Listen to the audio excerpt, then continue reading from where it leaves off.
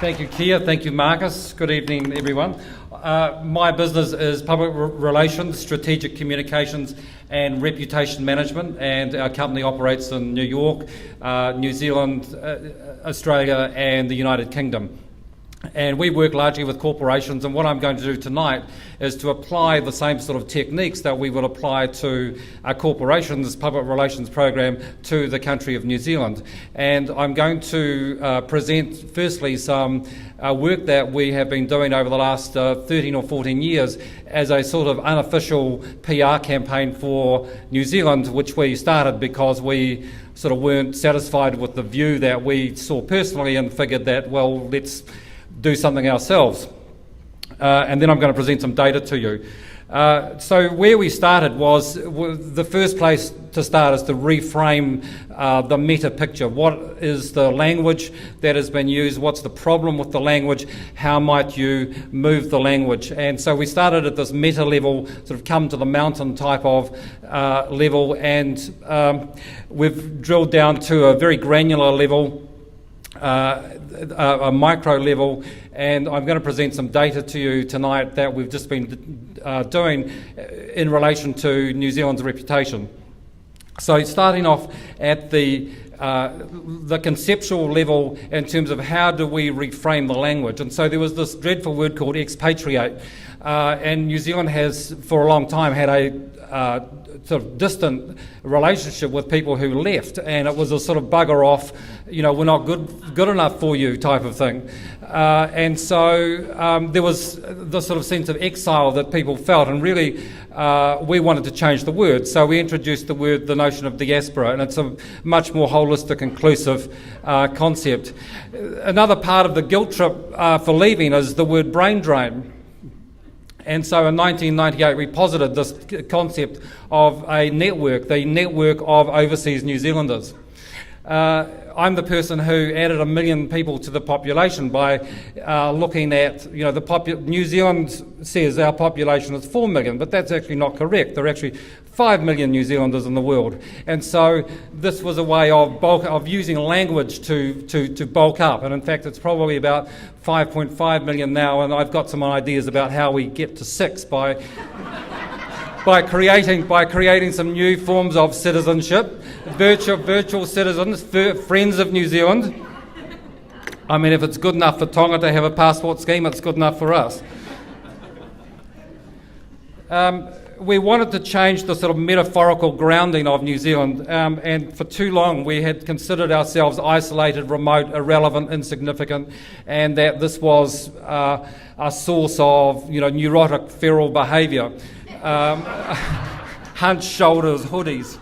And so the observation was made to me that in biology, change happens on the edge of the species. And so when I heard this, this gave a positioning for New Zealand, a reason for New Zealand to exist in a world context. And in fact, the world needs New Zealand in a way that it doesn't really yet know, and that the edge of the species is absolutely critical to the operation of the mass. So we've had some traction for this metaphor. This is Time magazine, Going to the Edge, and there's conferences, there's speeches, there's a number of references to the edge metaphor to make it basically New Zealand sort of sexier place to be. Here's another one, world class. Well, that's sort of parity. That's sort of like we want to be as good as someone else. And so we think that New Zealanders' frame of reference should be world changing. And this plays to the biological model that I talked about with edge theory, is that if ideas come from the edge of the species, then it is incumbent upon us, and we're invested with this, to be, in fact, world changing. Here's another thing that we wanted to change, tall poppy. I mean, we all know what that is. Many of us have suffered it. A lot of people left New Zealand angry at being treated as a tall poppy. So we've reframed them as legends. And on our website, we have told in-depth stories of world-changing New Zealanders, many of whom New Zealand is not aware that we had. So, of course, we've got Ernest Rutherford, Edmund Hillary, Jean Batten. The only person still alive on this chart is, in the middle, Nancy Wake. She is the most decorated woman of World War II, she's in her 90s and lives in Paris. There's an amazing sponsorship for someone. or an association. I mean, she's an extraordinary woman. Catherine Mansfield, Joseph Nathan, who founded Glaxo and was a pioneer in direct marketing and brand management, because the first name that they came up for Glaxo was Lactate. So Lactate Smith Kline, I don't think was ever going to make it. William Pickering from 8 Roxburgh Street, Mount Victoria, who led the Jet Propulsion Laboratory at Pasadena, which put America into space. And our 2 Nobel Prize winners, Maurice Wilkins, the third man of DNA, and Alan McDiarmid, the nanotechnologist. This is our new operating platform, nzedge.com. It's a website where we tell and share these stories. There are 42 sort of legend stories on there, and a whole lot of other interesting stuff. So I'm being fascinated with how we're perceived in the world media, and this is something that we've done for corporations. Often, for a whole decade, we would do a project for a large corporation on their media profile and their media analysis, and they do this in order to understand how they're perceived and how to get performance improvements.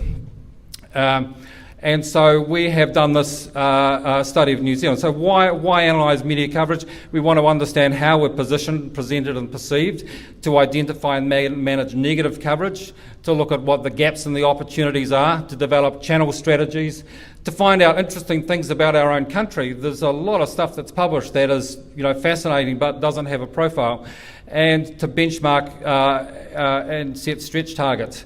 And so why even bother to manage New Zealand's international reputation?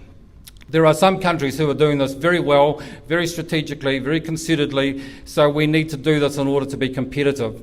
We also need to underpin the integrity of the economy and the currency. This is absolutely critical to the prosperity of New Zealand, because if we, Portugal, Ireland, Iceland, Greece, Spain, United States, pigs are us, and New Zealand is not too far away. We need to be very careful about our economic reputation.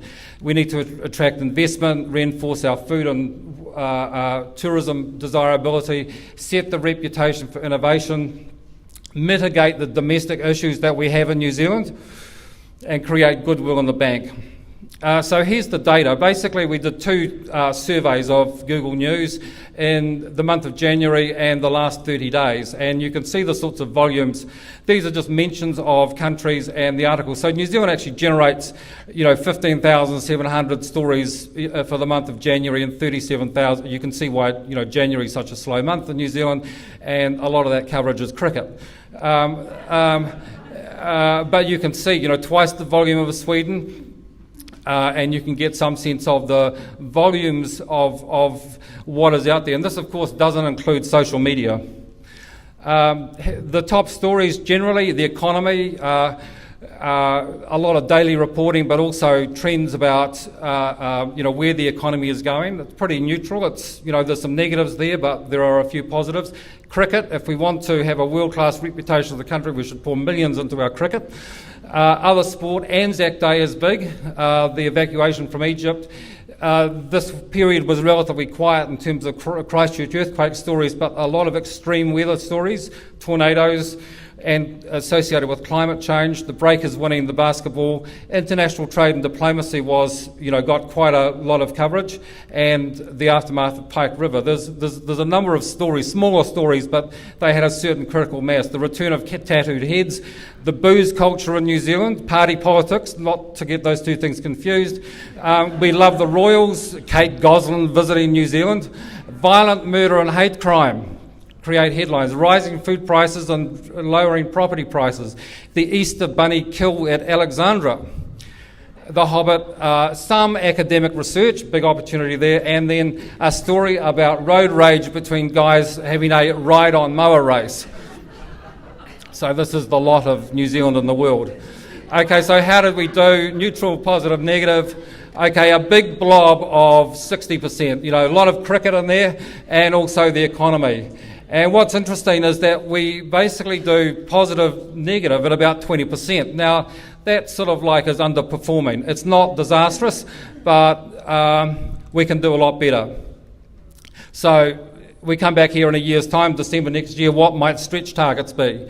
So if we could, there's always going to be a big negative blob, but if we could get our positives up to 40% and our negatives down to 10%, we as a country would be doing so much better.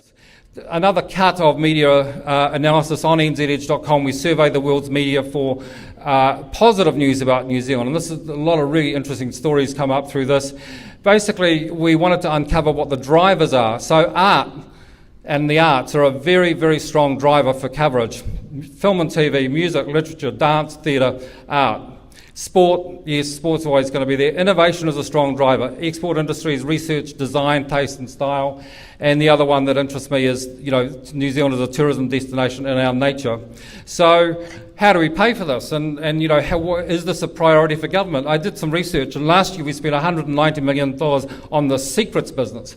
And the SIS and the GCSB got a vote of $100 million. And they built $90 million on a new headquarters in Wellington, and almost nothing is spent on reputation management, marketing, and a consistent PR program for New Zealand. So that's my benchmark. If they can spend that on secrets, then they can spend an equivalent amount on proactive PR. Finally, these are the strategies. We've set targets, you account manage the channels, develop contingency plans, develop campaigns, merchandise our coverage to the influencers, and identify and support New Zealand companies, brands and people who are doing newsworthy things. Have a VIP celebrity management strategy, very important. New images, coordination, proactivity and distribution. Finally, I'm going to end on a couple of things. There is no trade advertising campaign for New Zealand. We are sort of like nowhere. The role of advertising is to sell stuff. And New Zealand, it's not enough to do PR and viral it, and it needs heft behind it. That's why Procter & Gamble have been going for 167 years. If you look at this chart of 200 random brands, what is noticeable is that there are no New Zealand brands on here. And I'm very interested in the emergence of brands. We need really strong brands to emerge. And so I'm going to finish on just 3 examples. Infratil and the Superannuation Fund have bought Shell's retail operations in New Zealand. It's just been rebranded as Z Energy, which I really like. It sort of derives obviously from the Z in New Zealand.